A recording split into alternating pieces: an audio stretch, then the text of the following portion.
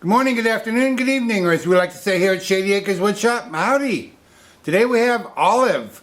This comes to us from our friend Dan in Las Vegas. The piece is about 7 inches by 7 inches, depending on where you measure it. It's an odd shaped piece. It's going to be a bowl.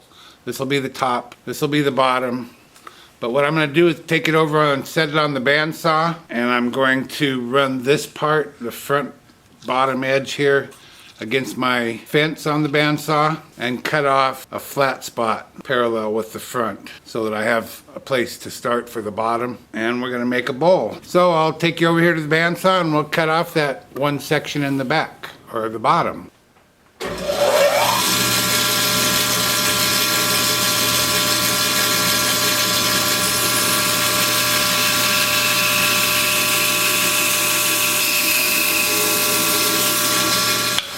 I brought you over to the drill press. I'm going to drill a flat bottom hole here with my 2.5 inch Forstner bit. I have my column clamp on the drill press. I have the cutoff from this piece of wood used as a shim so I can clamp it down tight. Then I've got a secondary clamp out here. So I'm just going to drill a shallow hole so I have a nice firm mounting spot for my chuck jaws.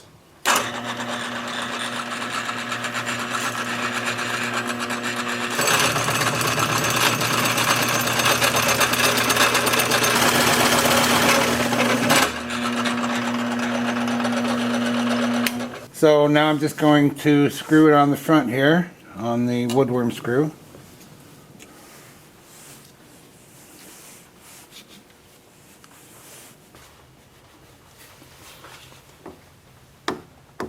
Okay, there we go. Now I like to spin the piece up and let the live center find its own hole, which is right there. Piece is out of balance, of course. I doubt if we can get much faster than that. Let's see. Yeah, about 520 RPM. I'll be using a 5/8 inch bowl gouge, mask and face shield on. Before we get started, I wanted to show you something. I opened my mail and inside was this nice velvet sleeve, and inside of that was this beautiful pen made appropriately out of olive wood. Isn't that something? It's just gorgeous. And one of the things I love about it, it has this magnetic closure. Isn't that cool? And it writes so beautifully.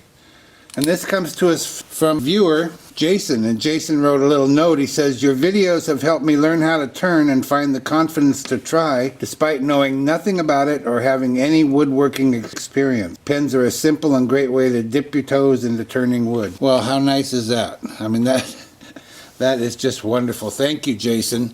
And Jason, I think, has an online presence where you can see more of his work if you like, and I'll put that down in the video description.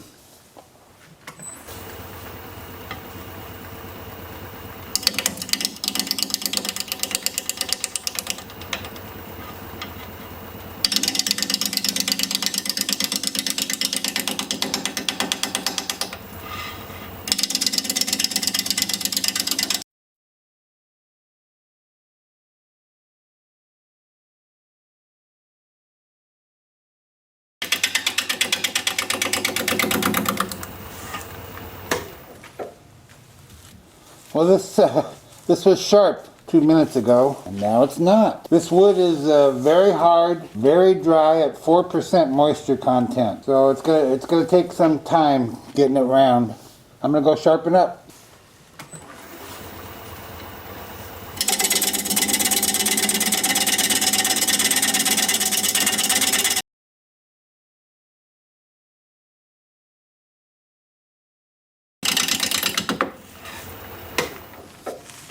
I just want to see what this is looking like and where we're touching and where we're not touching. It does look like it's going to be some pretty beautiful grain, huh? So here's where we're deciding what kind of shape we want to have. And you can see we haven't even touched this part at all. And in order for me to make a round bowl, meaning convex round bowl, like this is, I'd have to whittle it down to practically nothing to get this round. So I'm probably going to make a concave bowl where it'll come in narrow at the bottom and widen out at the top. That's kind of the way it's looking right at this moment. It might change. Got a big flat spot over here, but that's what I'm thinking at the moment. And of course, I'm always paying attention to this top edge and how far I want to take that as far as rounding it up or leaving it squarish, rectangular-ish, or whatever. Well, we'll just keep working at it.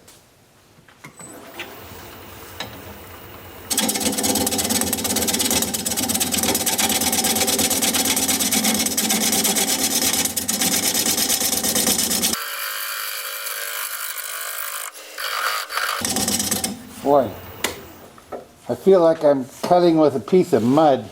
Sharpening again. I'm not going to trouble you with how often I sharpen this. Just rest assured it's going to be every couple of minutes.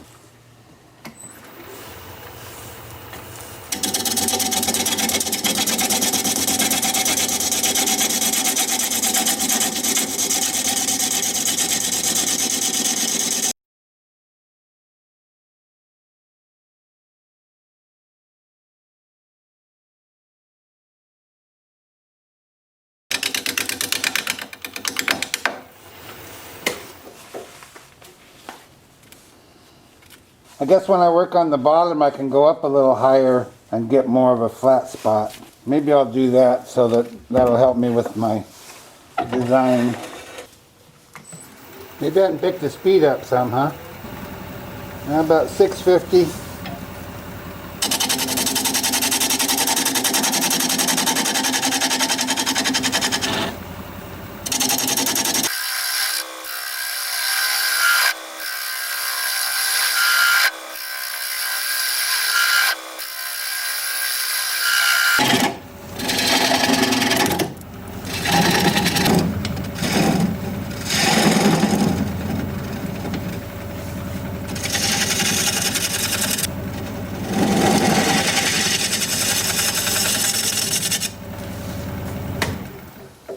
Might as well mark out for a tenon. And probably make the tenon. I was going to come over here to the side, but I'll make the tenon and make the base, and then we'll know what we can do with the side profile from there. And I'll do that with a 3/8 inch bowl gouge.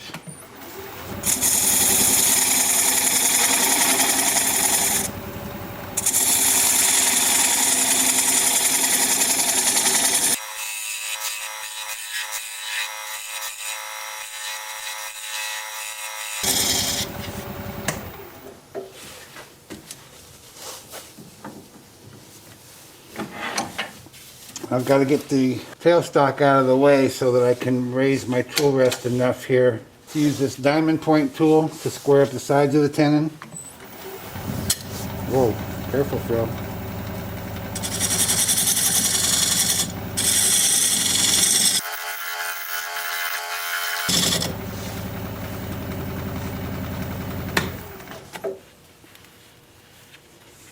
We got a crack here.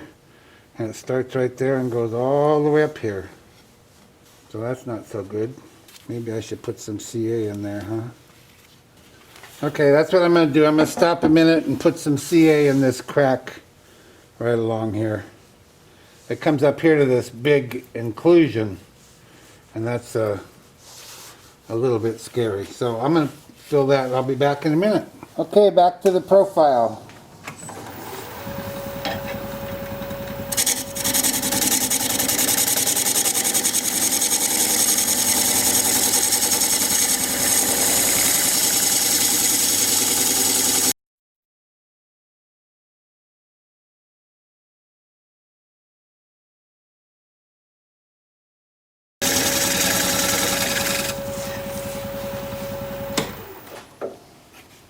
I kind of think we're done. I'm going to grab my negative rake scraper, see if I can't get a smoother cut on here.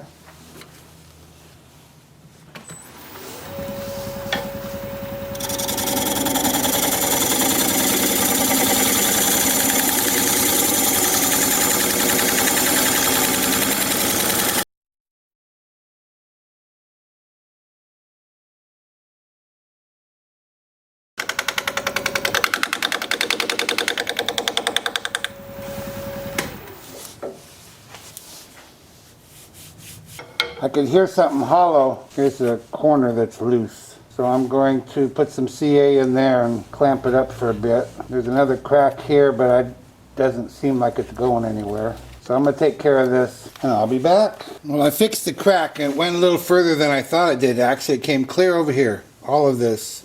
But it seems solid now. And I did take my negative rake scraper just to scrape the glue away.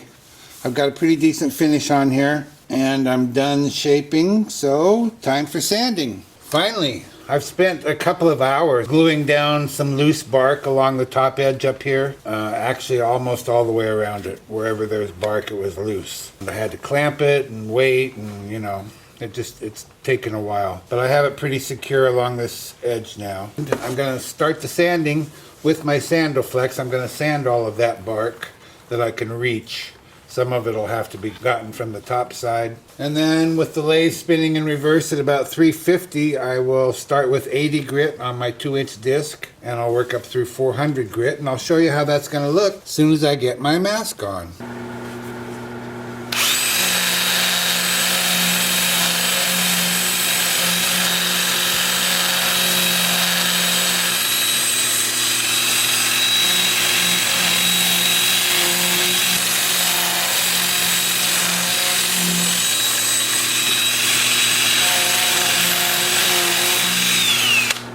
Well, I actually cannot get very much of it. I wanted to be sure and get this inclusion, so I'll be doing more of that, but it looks like most of it's going to be done from the top side. And that's 180 grit on the Sandoflex.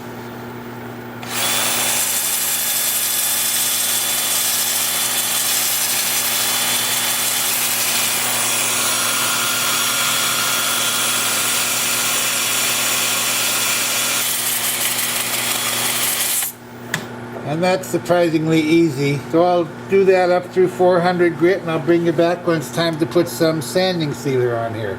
See you in a bit. Oh yeah. That's what we're looking for, huh? That beautiful olive grain. That makes it worth all the effort. Look at that. Oh my gosh. This is shellac based sanding sealer I'm applying. It's called Zinsser Seal Coat. I get asked all the time, so I like to mention what I use. I don't sell it. I don't get paid to tell you. I'm just letting you know what I use. Now there's some parts to this I need to brush that I can't get with the rag, like right here. And I'm not going to go up too far with this. Most of the bark and the nature of this is on top, most of it. So I'll put on at least 2 coats of this, probably 2 coats. I don't think it'll take more than that. And I'll probably save the shellac for when I do the inside. I'll probably do that at the same time. Now I need to follow behind that brush quickly before it dries with some more sanding sealer on the rag to wipe up any brush strokes or runs or whatever might have occurred. So I'll bring you back here in a bit after I get 2 coats of this on, and we will start working on the inside. See you in a bit. I have the piece turned around with the tenon mounted up in the chuck. We're going to be turning at 580 RPM, 5/8 inch bowl gouge, mask and face shield on.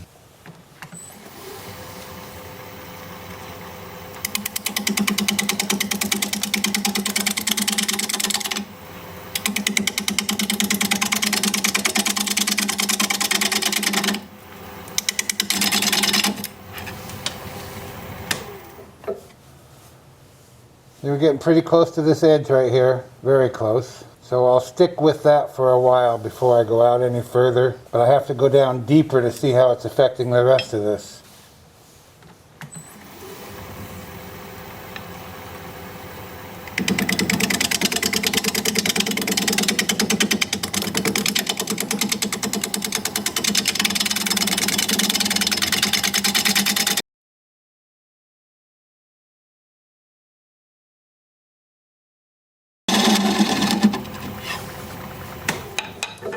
There is a lot of cracks in this piece, and I'm somewhat worried about them. I filled a lot of them with CA, but I didn't fill all of them, and I just don't know. I just don't know. We'll find out together.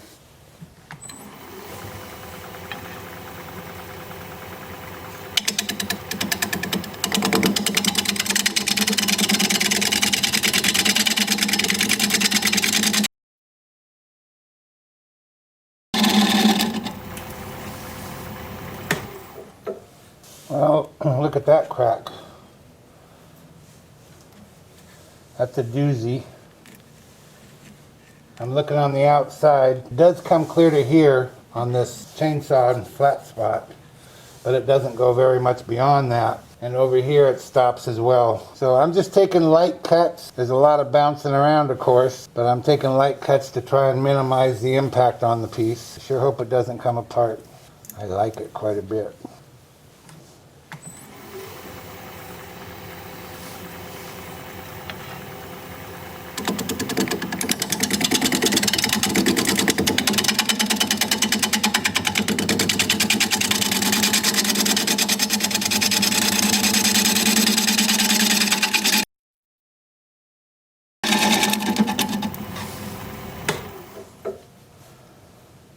Well, I'm getting the impression we should come out here further, meaning we will get into this nicely finished flat spot out here. But it's a long ways to go to this one, and this one, and this one. So I'm gonna go ahead and come out further and just let the side of the bowl drop down here. It'll still be enclosed. There's really not much I can do about this crack. I could put CA in it, and I could put wood chips in there, but it's so big, I don't really think it would help any. Okay, I'm coming out farther.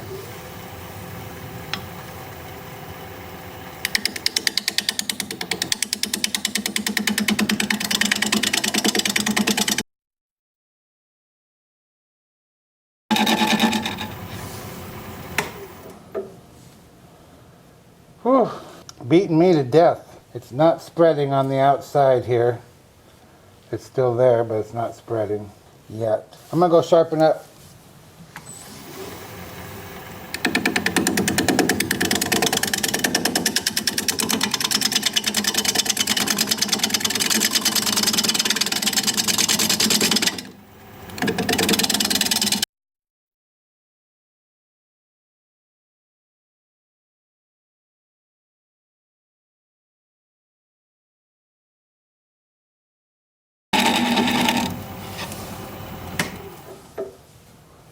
Well, see there, our crack is about gone, isn't it?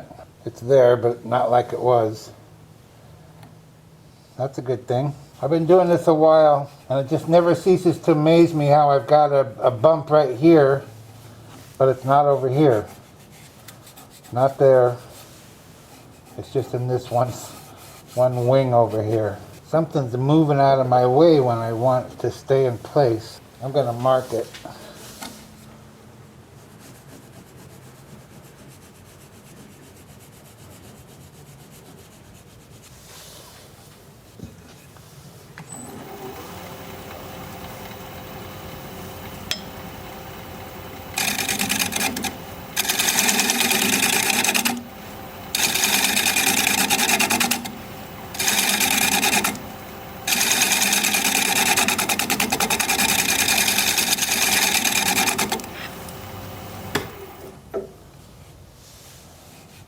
Okay, that's it's not perfect, but it's way better. Okay, back to the bottom.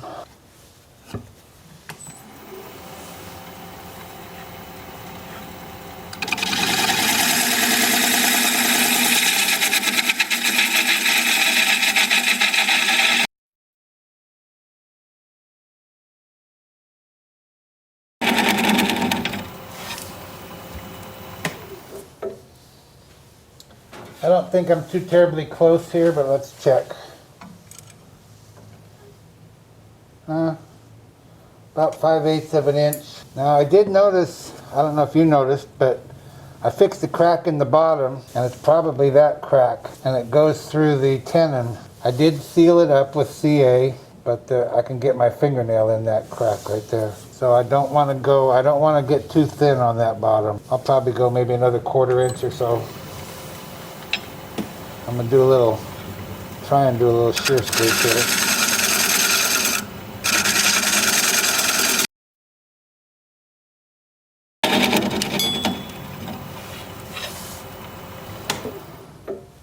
Yeah, that's probably good.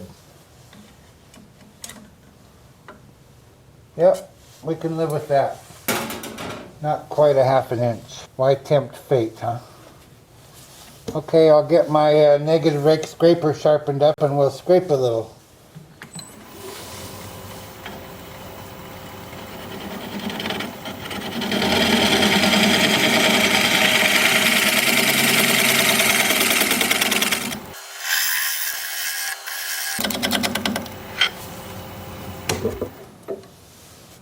Whew, Phil is worn out. Time for sanding. I'm going to start with my Sandoflex. I'm going to sand all of this bark down into this bark inclusion here. This one I got pretty well from the bottom side, but I can probably do a little better. And that's 180 grit on the Sandoflex, and that's as fine as I will go. Then I'll switch to my 2-inch disc sander, starting at 80 grit and working up through 400. And before I spin the piece, I've got a groove right here. Just a little one. I know you can't see it. I'm not sure that you can see it over here. It's just right here. I'm going to spot sand that. I'm just going to sand it like this without spinning the piece. And then I'll spin the rest of it and get it good. Because the rest of it's quite nice. It's just that one spot. But that'll come right out. And I'll show you that as soon as I get my mask on. And it occurs to me, standing here looking at this, I have an accidental 3-point bowl, 3-corner bowl. I've done a 3-corner bowl, then I did a casual 3-corner bowl, where I knew it was going to turn out to be 3 corners. This one is an accident. We got 1, 2, 3 corners, and I like it. I mean, that's pretty dang cool. Had no idea where we're going to end up with that.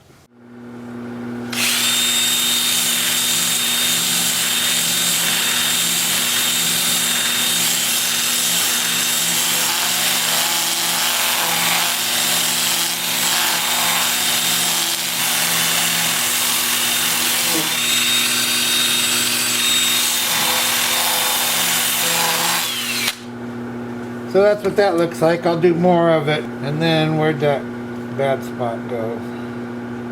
Oh, right here.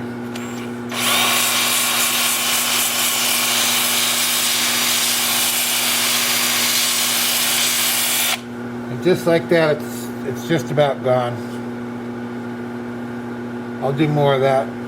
And then with the piece spinning forward, I haven't tried this yet. Might be a little bit of a problem. About 350.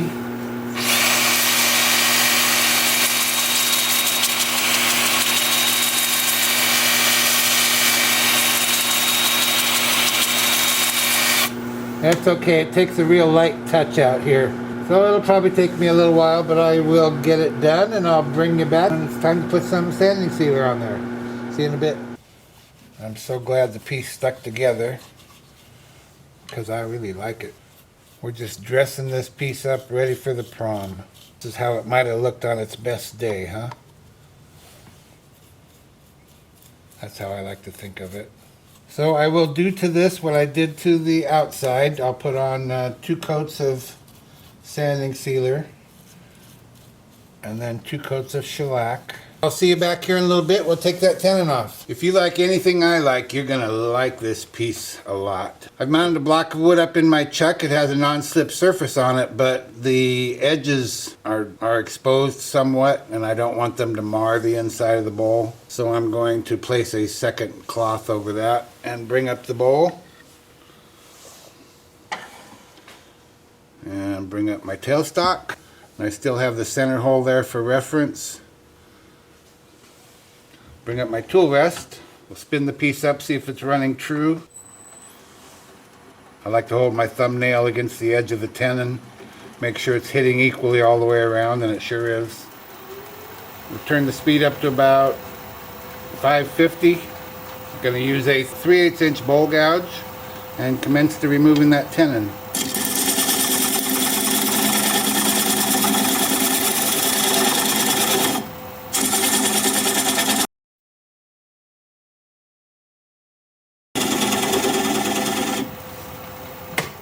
I just want to check for clearance. And we have clearance. I like to leave this raised area in the middle if I can. Just kind of adds a little bit of visual interest to the piece. Now, I talked about a crack that goes through the tenon, and you can see it there. So that does present a bit of a problem as far as removing this in its entirety, but I'll give it my best shot.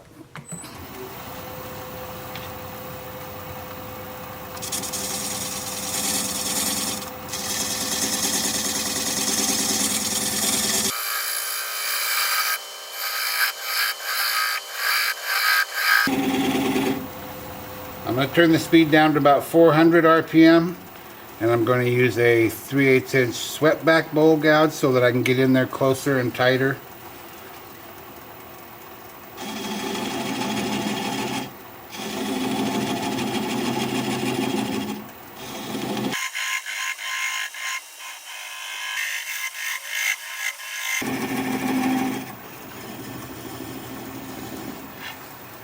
Now I'm going to turn the speed down to about 200 RPM, and I'm going to apply the bevel of the gouge against the bottom of the bowl. Pressure towards the headstock. Now even if that breaks away, the pressure should keep it intact, like that. See, it came completely loose, but because of the pressure from the gouge holding it against the block of wood, there was no issue. So now I'll just take this over here to the workbench, sand it up, sign it, get it finished, and I'll be right back. Be sure you stick around to the end of the video so you can see the before and after shots of this piece. This piece to me is perfect. It's just perfect. And it isn't that I made it perfect. It was already perfect. I just revealed some of that perfection in what I did. And what I did was difficult. I'll take credit for that, and I stuck with it. It was a tough turn, but my gosh, look at that. It's perfect. The bark all shined up like how it might have looked on its best day. The grain of this piece of wood, oh my golly. The accidental 3 points that we came up with, 1, 2, 3. And look at that. It's just beautiful. I just feel honored to be able to work with a piece of wood like this. There's the bottom all finished up. It's just a wonderful, wonderful piece. I hope you feel the same way. Thank you, Dan in Las Vegas, for sending this along for all to enjoy. If you like this video, thumbs up please. I'd sure appreciate it. If you'd share it around, that would be terrific. If you're a subscriber, thank you very kindly. I truly appreciate that. If you're not a subscriber, you might consider becoming one. I put out regular videos about 1 a week, and I'd like to keep in touch. An easy way to subscribe is just click my picture you see there near the end of the video. Your comments are always welcome, and I read all of them. So for now, this is Phil, Shady Acres Woodshop, signing off.